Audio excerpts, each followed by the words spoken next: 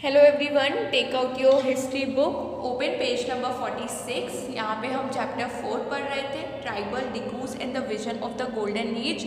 अभी तक हम ट्राइबल्स के बारे में बहुत चीज़ें पढ़ चुके हैं। ट्राइबल्स कैसे रहते थे, उनका रहन सहन कैसा था, वो क्या खाते थे, उनका ऑक्यूपेशन क्या था, उनकी एक्टिविटीज़ क्या थी। वो मोस्टली जंगल में रहते थे और जंगल से ही जुड़े हुए थे। जो भी जंगल में चीज़ें होती है वो उनका यूज़ करते थे। वो जूम कल्टीवेशन करते थे, हंटर गैदर्स करते थे, हेडर्स करते थे। बहुत सारी एक्टिविटीज़ वो जंगल में ही करते थे। फिर धीरे धीरे ब्रिटिश का रूल आ गया, ब्रिटिशों ने अपना शासन चलाना शुरू कर दिया। वो ट्राइबल्स की लाइफ को कंट्रोल करने लगे और ब्रिटिश की वजह से ट्राइबल्स ना कहीं फ्रीली जा सकते थे, ना आज़ादी से घूम सकते थे, ना ही अपना काम कर सकते थे। उन्हें वही काम करना पड़ता था जो ब्रिटिश उनको बोलते थे। धीरे धीरे उनने फॉरेस्ट लॉज ले आए, मतलब उनने जंगलों में कानून जाहिर कर दिया। पहले तो उन्होंने सबको फॉरेस्ट से बाहर निकाल दिया, लेकिन फिर उनको ये दिक्कत होने लगी कि जंगल में जो काम है लकड़ियों का वो कौन करेगा। तो फिर उन्होंने फोर्सफुली ट्राइबल्स को जंगल में रखा और उनको जूम कल्टीवेशन करने के लिए बोला और ब्रिटिश अपना काम भी उनसे कराते थे। तो उनको ये फॉरेस्ट के जो नियम कानून थे उनको बिल्कुल भी मंजूर नहीं थे। धीरे धीरे उन्हें विरोध करना शुरू कर दिया। अब आप पेज नंबर 46 में आ जाओ, द प्रॉब्लम विद ट्रेड। अब देखते हैं जो व्यापार था उससे ट्राइबल्स को क्या दिक्कतें आ रही थी। During the 19th century, tribal group found that the traders and the money lenders were coming into the forest more often, wanting to buy forest produce, offering cash loans and asking them to work for wages।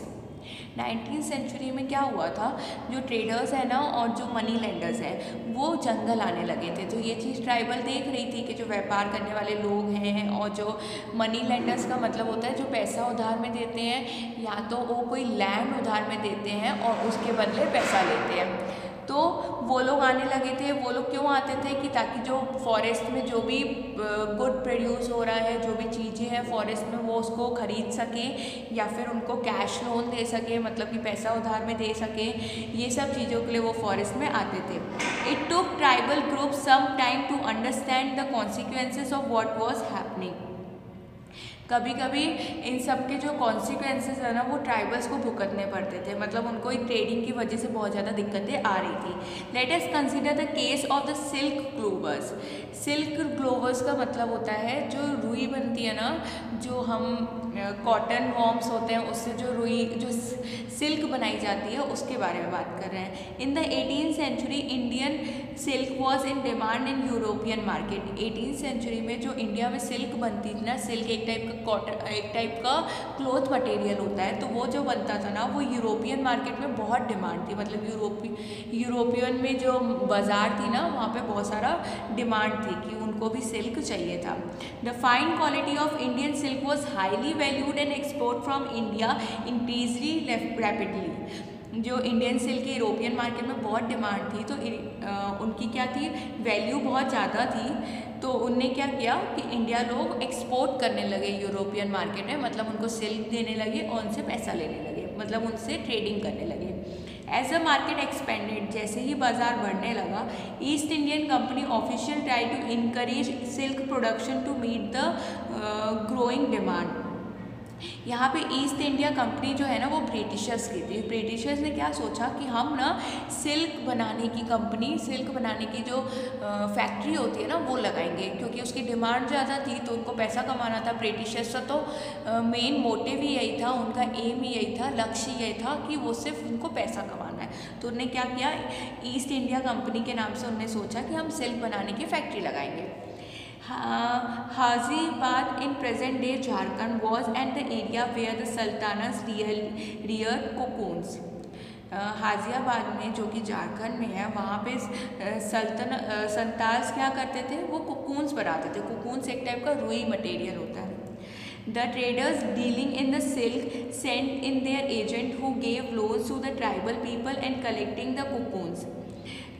Traders क्या करते थे, traders silk के लिए deal करते थे और अपने agent को भेजते थे ताकि वो जो सिल्क है वो ट्राइबल से खरीद कर लाए। The growers were paid 3 to 4 rupees of the 1000 cocoons. क्या करते थे जो एजेंट लोग थे ना वो 3 से 4 रुपये देते थे 1000 कोकून्स के। कोकून से एक टाइप का रुई होती है जो कि ट्राइबल्स बेचते हैं। These were then exported to the Burwan or the Gayan where they were sold at the 5 times at the price. फिर वो एजेंट क्या करते थे, वो फॉरेस्ट से बाहर आकर ये चीज़ें एक्सपोर्ट करते थे, मतलब ये चीज़ें बेचते थे। किसको? बुरवान और गाया। दूसरे स्टेट को अगर आप कोई भी चीज़, दूसरी कंट्री को कोई भी चीज़ दोगे ना अपनी कंट्री से बना के, उसको एक्सपोर्ट करना बोलते हैं। अगर आप उनसे कोई भी चीज़ खरीदोगे तो उसे इंपोर्ट करना कहते हैं। तो वो कोकून से एक्सपोर्ट करने लगे और वो उनको कितने दाम पर देते थे? 5 गुना ज़्यादा दाम पर कोकून्स को बेचते थे। जैसे कि अगर 3 से 4 रुपये वो ट्राइबल्स को देते थे, तो जो बुरवान और गया कंपनी थी ना जिसको वो एक्सपोर्ट कर रहे थे, वो 15 रुपये में वो कोकून को देते थे, जस्ट 5 गुना प्राइस ज़्यादा। The middlemen, so called because they arranged deal between the exporters and the silk rovers, made huge profit. जो middleman होता था ना वो बीच का आदमी होता था, मतलब वो खरीदता था और जाके बेचता था, तो वो middleman हुआ। मतलब खरीदता किसी और से था और जाके किसी और को बेच देता था, मतलब डायरेक्ट जिसको खरीदना है और जिसको बेचना है उसको नहीं मिलवाता था, वो खुद खरीदता था और खुद जाके बेचता था। इससे क्या है, उसका बहुत ज़्यादा प्रॉफिट होता था, उसको बहुत मुनाफा होता था, वो बहुत पैसे कमाता था उस चीज़ में, क्योंकि वो 3 से 4 रुपये में ट्राइबल से खरीदता था और 15 रुपये में दूसरी कंपनी को बेचता था, तो उससे उसको बहुत ज़्यादा प्रॉफिट होता था। The silk growers earn very little, understandably many tribal groups saw the market and the traders as the main enemy. Tribals को ये चीज़ समझ में आने लगी थी, जो ट्रेडर्स हैं, जो एजेंट लोग हैं ना, वो उनके दुश्मन हैं, क्योंकि वो उनको कमाने नहीं देते और वो हमसे कम दाम में लेकर दूसरों को ज़्यादा दाम में बेच देते हैं। तो ट्राइबल्स को ऐसा लगता था कि वो एजेंट लोग और ट्रेडर्स वो उनके दुश्मन हैं।